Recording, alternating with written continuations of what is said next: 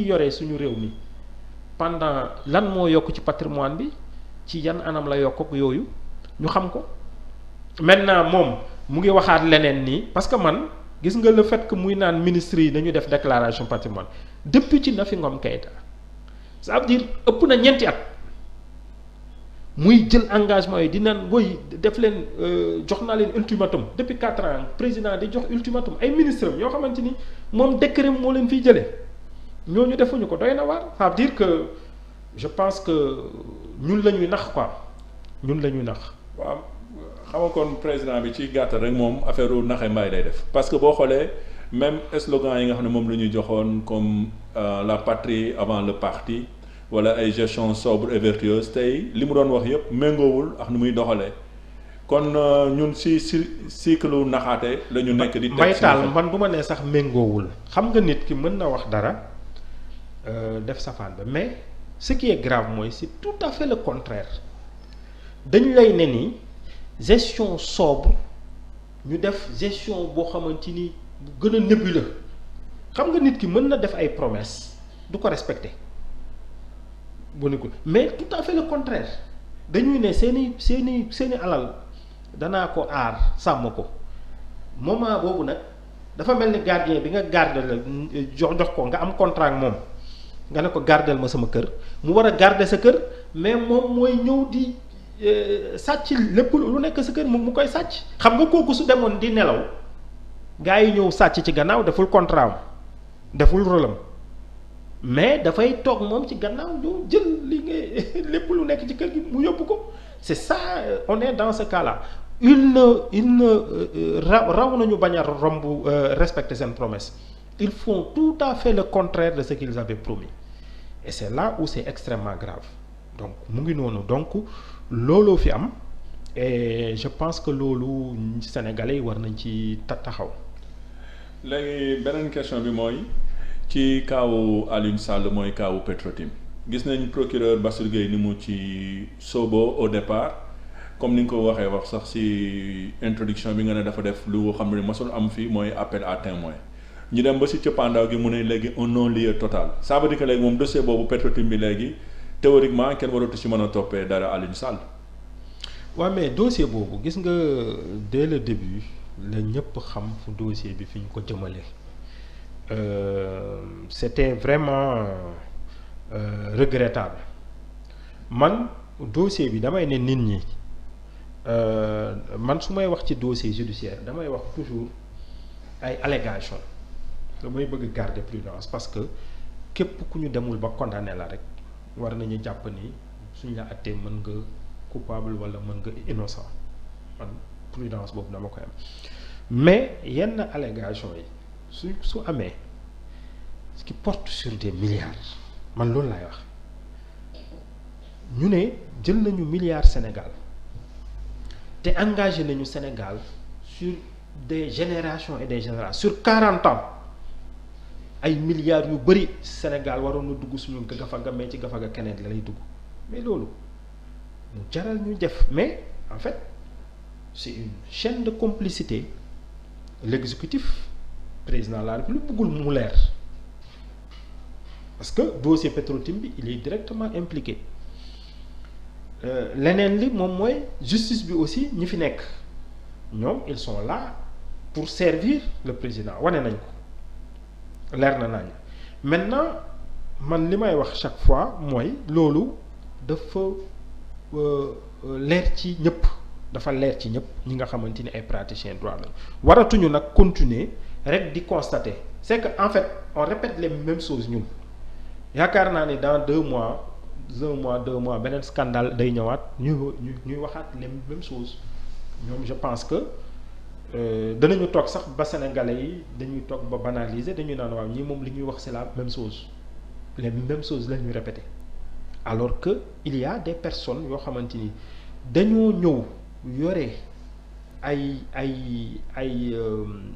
ay prérogatives yu am importance ci doxinu réew mi ñoo xamante ni dañoo faillir bay nar a sooxal réew mi waaw parce que suñuy continuer ci nii suñuy deniers publics yi nu ñu koy détourner xamatuñu fu réew mi jëm waaw moi je pense que risque boobu la ñu am fu mu toll. waaw léegi temps yi passé gisoon naa la nga doon soulever benn question bu am solo boo xam ne bii c'est une question nationale mooy question foncière ci yeneen anam léegi gis nañ ne léegi question bi maanaam dans tous les coins et recoins du Sénégal même problématique bi la léegi concrètement yan solution lañ mën a am pour régler question foncière bi urbanisation ak question environnementale yi. waaw Mbaytaal question bu am solo nga posé parce que au-delà des problèmes je pense que solution yi la ñu war a toog di envisager parce que te ni nga lié question foncière rek question environnementale bi dafa am solo parce que gis nga fi ñu jëm réew mi fi ñu jëm dafa doy waar gis nga suñu xoolee nombre d'hectares de forêt classée yu ñuy déclasser chaque fois mbir mi kiiwul tiitalul kenn ay forêt classée fu ne ñu ngi déclassé ay forêt classée je pense que dafa am benn tampon bu amoon tampon boo xamante ni ñun désert daf ñu jege mu ngi ci suñu kaw Mauritanie ñëw na ba côté Fouta côté Saint-Louis mu ngi wàcc léegi nag li nga xamante ni moo nekkoon tampon bi moom la ñuy nar a dindi suñu si on y prend garde dans quelques années yaakaar naa ni poussière bi ni muy bëree Nouakchott noonu lay bëree Dakar waaw te réew mi taw mën na fi bañ a amati suñu béykat yi di wax danañu toog duñu gisati taw wala suñ koy gis benn weer la wala ñaari weer donc loolu war nañ cee taxaw te au-delà de tout mais gàncax ci suñu dund la bokk dafa bokk ci suñu dund leneen li moom mooy les questions foncières nan lañ koy gérer nan la ñuy def ba du am rek benn minorité bu ñëw bu accaparer ñun loo xamante ni suñu moomeel la ñun ñëpp parce que damay dégg parfois ñuy naan ni bon non champions locaux dañ leen war a jox pour ñu liggéey non loolu terewuñu ko nañu liggéey ñun moo ñu gënal ñu ne ñu en fait un Sénégalais moom la ñuy jox 100 hectares mu ngi koy liggéey ñun moo ñu gënal ñu ne keneen beneen étranger lañ ko jox maintenant nag le fait que aussi nga nekk sénégalais warul la permettre lépp parce que aussi loolu la nit ñi aussi bu ñu dugg ci yooyu taxaw rek ne sénégalais la nañ ko bàyyi sénégalais la nañ ko bàyyi mu def lu ko neex loolu tamit je pense que dañ ko war a xool gis nga am na fi benn loi boo xamante ni loi bi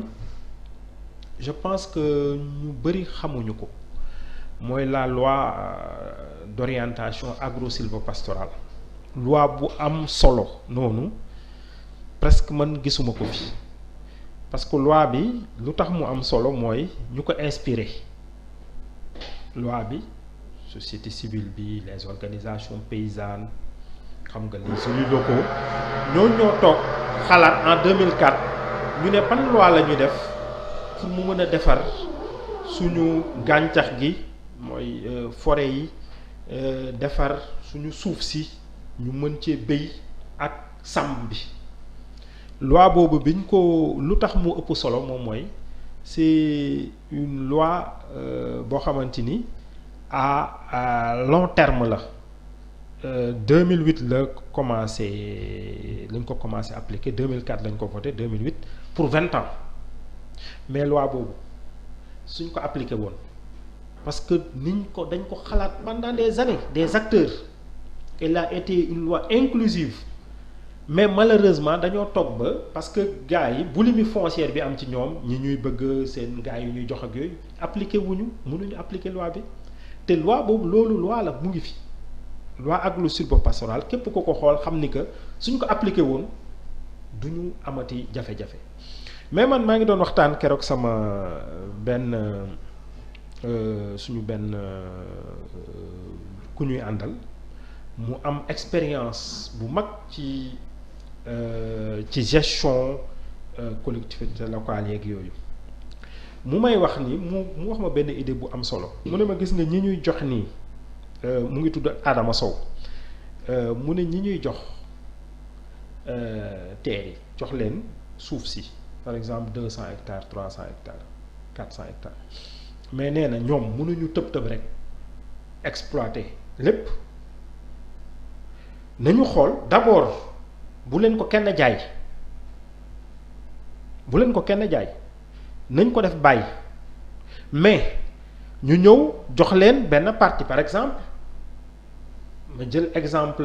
Ndingler ñu ne waa ji mais yow